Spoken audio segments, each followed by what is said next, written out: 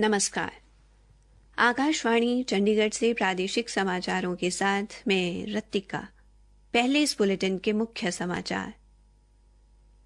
प्रधानमंत्री नरेंद्र मोदी ने कहा है कि आत्मनिर्भर भारत अभियान गरीबों, किसानों, श्रमिकों और मध्य वर्ग के भविष्य का माध्यम बन रहा है।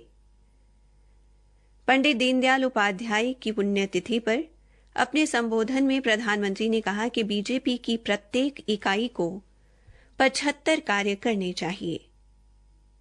हरियाणा के मुख्यमंत्री मनोहर लाल ने भी पंडित दीनदयाल उपाध्याय को श्रद्धांजलि अर्पित की और केंद्रीय मंत्री रविशंकर प्रसाद ने कहा है कि संविधान का उल्लंघन करने वाले सभी सोशल मीडिया प्लेटफॉर्म के खिलाफ सख्त कार्रवाई की जाएगी।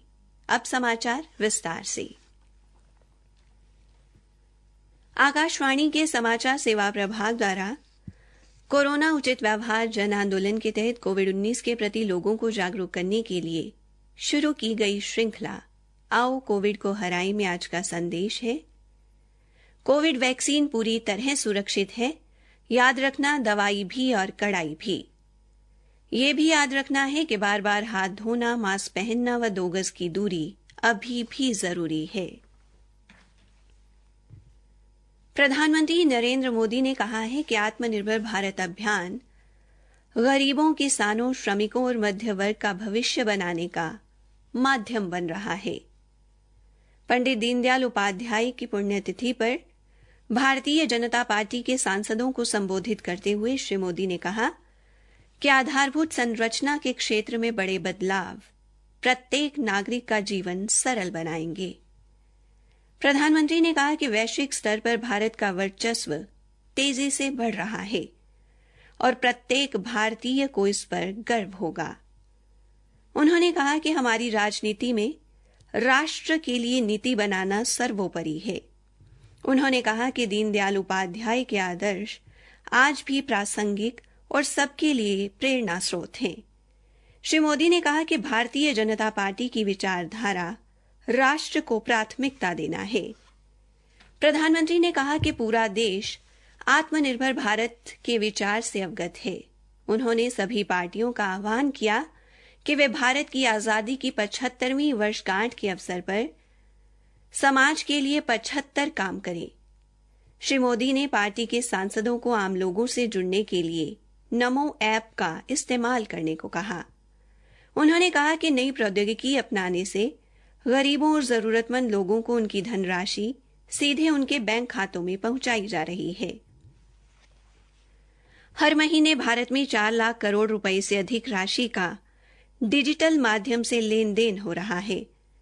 इस अवसर पर भारतीय जनता पार्टी के अध्यक्ष जेपी नड्डा ने कहा कि सबका साथ, सबका विकास और सबका विश्वास पंडित दीनदयाल उपाध्याय के अंत्योदय दृष्टिकोण से प्रेरित है।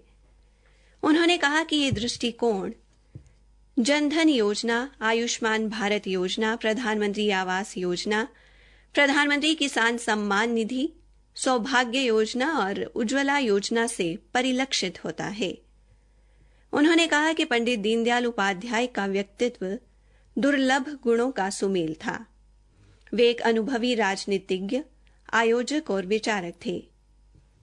उपराष्ट्रपति एम वेंकैया नायडू ने भी पंडित दीनदयाल उपाध्याय को याद करते हुए कहा कि वे एक सच्चे मानवतावादी थे जो अंत्योदय में विश्वास रखते थे और उन्होंने गरीबों के उत्थान के लिए अथक प्रयास किए।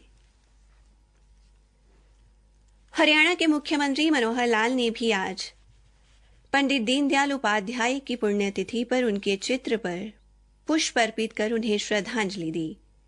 इस अवसर पर मुख्यमंत्री ने कहा कि पंडित दीनदयाल उपाध्याय महान देशभक्त, उच्च कोटि के चिंतक, शिक्षाविद और साहित्यकार थे, जिन्होंने अपना संपूर्ण जीवन समाज की सेवा के लिए समर्पित कर दिया।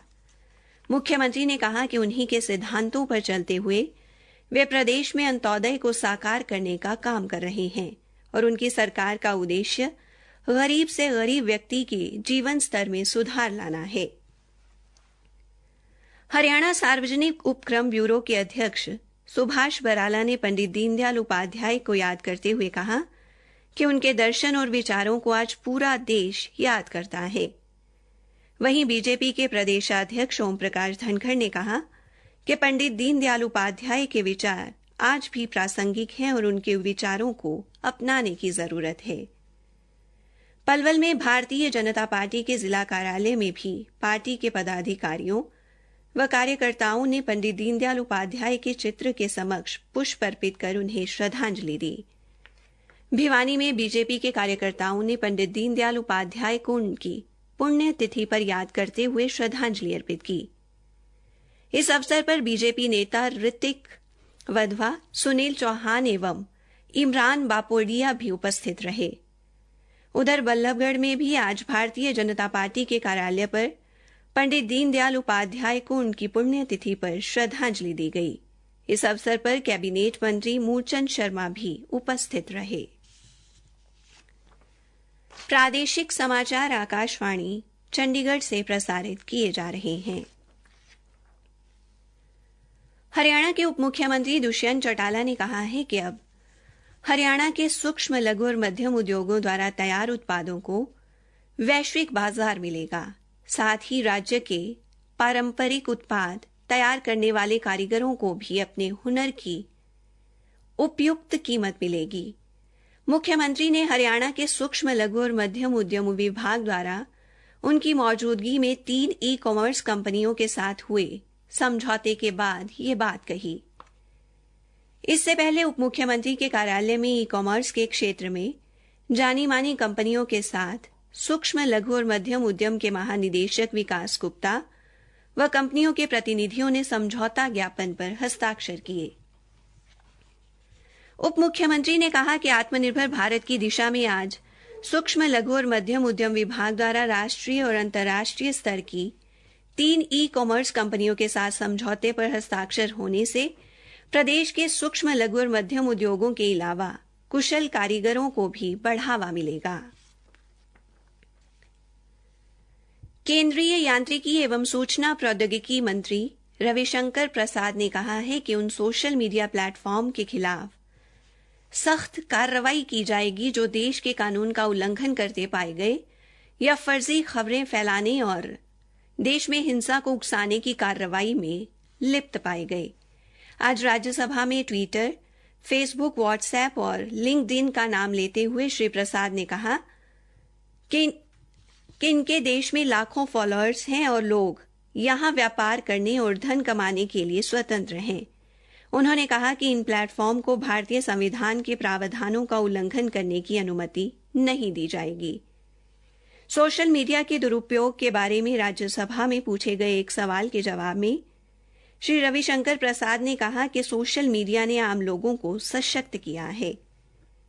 उन्होंने कहा कि ये डिजिटल इंडिया कार्यक्रम में अहम भूमिका निभाते हैं। मंत्री ने कहा कि स्वतंत्रता महत्वपूर्ण है, लेकिन बदलाखोरी व आपत्तिजनक सामग्री दिखाना बर्दाश्त नहीं किया जाएगा। हरियाणा रोडवेज अंबाला के महाप्रबंधक मुनीश सहगल ने कहा कि अंबाला में उत्तर प्रदेश और बिहार जाने वाले यात्रियों की समस्या को ध्यान में रखते हुए दिल्ली से लखनऊ की परमिट को अंबाला स्थानांतरित करवाया गया है। उन्होंने बताया कि मेरठ के लिए भी बस चलाई जा रही है। जल्द ही इस बस की समय सारणी भी बना दी जाएगी।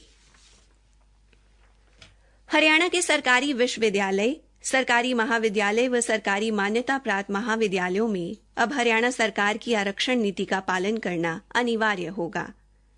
एक सरकारी प्रवक्ता ने बताया कि उच्चतर शिक्षा विभाग के महानिदेशक की ओर से सभी सरकारी विश्वविद्यालय के कुलपतियों व सरकारी महाविद्यालय के प्राचार्यों को ये निर्देश दिए गए हैं। इसी के साथ प्रादेशिक समाचार समाप्त हुए।